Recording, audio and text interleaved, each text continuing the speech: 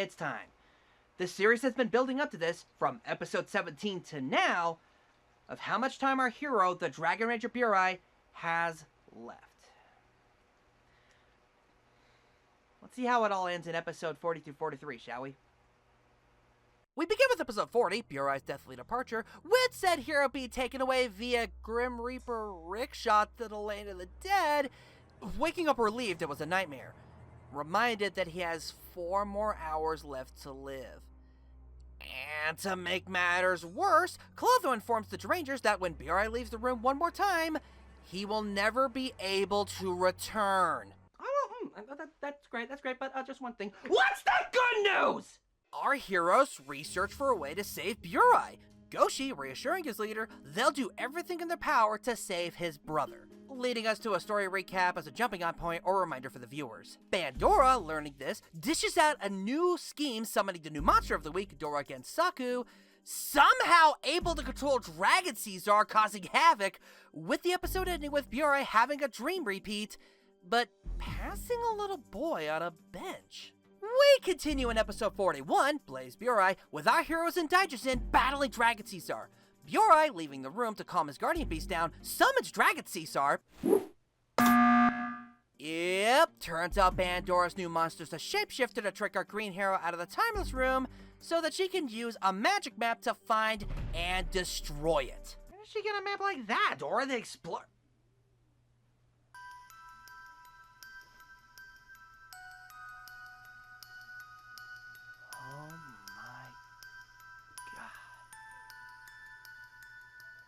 After that revelation, he falls the evil sorceress, battling her, showing off her formidable fighting prowess for the first time, with the dark deed done, leaving Burai 4 more hours left to live. And to make matters worse, he dream repeats seeing the kid on the bench again, the Grim Reaper telling our hero he is close to death. Awakened by this, he goes to find the kid, to which he does! Holy cow, with skills like that, I bet you he could find Waldo and Carmen Sandiego by just simply turning his head left.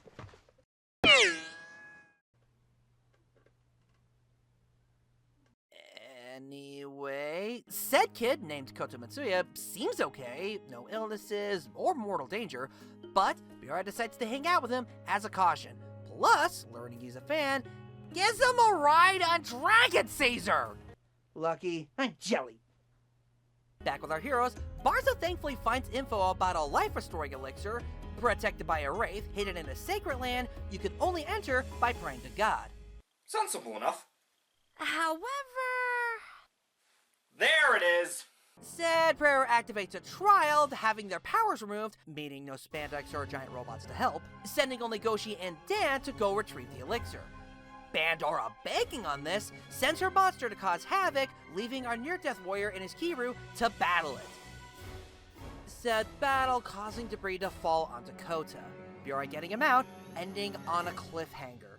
We end Burai's story in episode 42, Burai dies, as he thankfully gets him to a hospital. Unfortunately, Kota's mother mentions that his injuries are too severe to survive.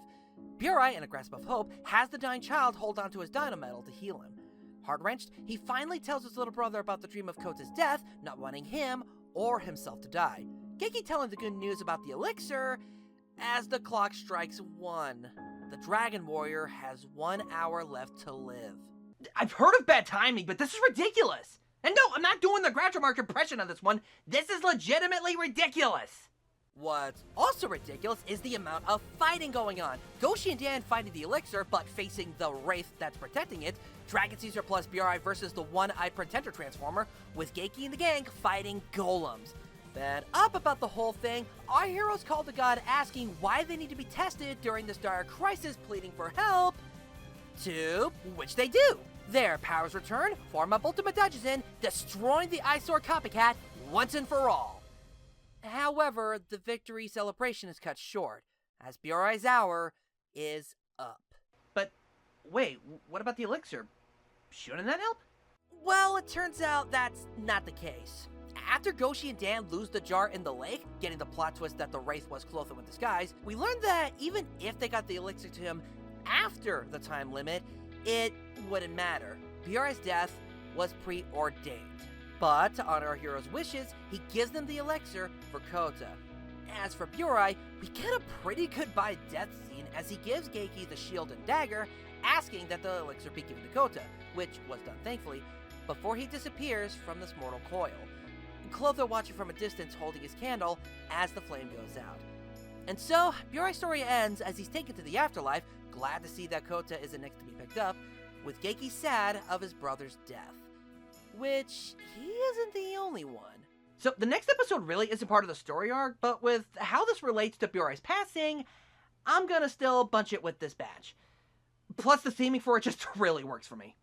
We're gonna finish with episode 43, Live Against 𝐿, as 𝗏𝗏𝐿𝐷, in the middle of the night, finds the new Dora monster of the week, 𝗏𝗏𝗏𝐻𝐻, and, with the help of the Zyurangers plus their guardians, destroy it in no time flat. They thank and praise their own respective guardian beasts, leaving out Caesar until it's too late for them to thank it. 𝐏𝐀𝐓𝐑 later tells Caesar to forget about his brother and listen to him, only for the Robo-Dragon to leave heartbroken, missing his friend. Okay, 1, I get what he's going for, no time to cry, and we need to go back to saving the world, but rude. And 2, my heart! I just want to give this guy a big ol' hug while he cries on my shoulder. You know what, let's do that right now. This is well deserved. It's okay, buddy. You okay? Bandora, however, takes advantage of the dragon's sorrow, binding him in a spell. As the monster from before has returned, thanks to its reformed Get Stronger After Battle power, attacking the city. Our heroes face it again, calling out Dragon Caesar, seeing it's been spellbound, as they destroy it, with no luck, as it puts itself back together, stronger than before. 𝐏𝐀𝐓𝐑 finding the cause of its power being its heart, and jumps in its mouth to give it a heart attack, only to get trapped by tentacles. The trailer for Kingdom Hearts 4 is weird. All seems lost at first until 𝐏𝐀𝐓𝐑 plays the 𝐿, plus uses the Dragon Ranger power, telling Dragon Caesar that he too misses Burai, but lets him know that Burai lives in their hearts, and to not stop fighting until evil's defeated once and for all. This powers up our Mega Dragon, breaking the spell to help draw out the heart for 𝐏𝐀𝐓𝐑 to outright obliterate it in an awesome finisher move, as our episode ends with 𝗏𝗏𝗏𝐻𝐻 destroyed via ultimate robot finisher, with our heroes hanging out thanking our lean, mean green machine, helping to save the day. So, after all this build-up for Burai's death, I can safely say that these episodes were just okay. Not perfect, but they did leave some great moments. Episode 40 had a great start of Burai scared out of his mind about his death nightmare, with a good cliffhanger with our heroes facing what they thought was Dragon Caesar, with my only complaint being the story summary. I understand the idea of a jumping on episode, where if you started late, said episode can speed you up on the plot, characters, and so forth, but to make it so brief, plus to put it at the start of a multi-part storyline, just didn't work in my humble opinion. Maybe if it was a clip show episode itself, but that's neither here nor there. For that, this episode gets the copper. Episode 41 was good. The monster reveal for our heroes, Bandora fighting Burai, losing the Timeless Room, just some awesome dramatic moments. With my only personal gripe being the kid of the week.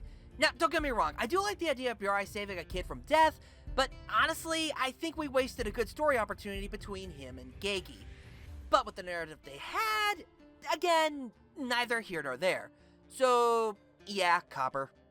Episode 42 is a mixed bag for me. On the one hand, I did not like how way too fast it went to get to its resolution, sacrificing more character opportunities, plus throwing out the tension our heroes had to go through from the previous episode. But on the other, the death scene was pretty good, to a point I got teary-eyed, dramatics were well played, and seeing Burai glad to see the kid was safe as he left for the afterlife was sweet. Nah, what the heck, I'll give it a silver. Episode 43 was great. I mean, for crying out loud, I got emotional over a giant dragon robot sad that his friend died.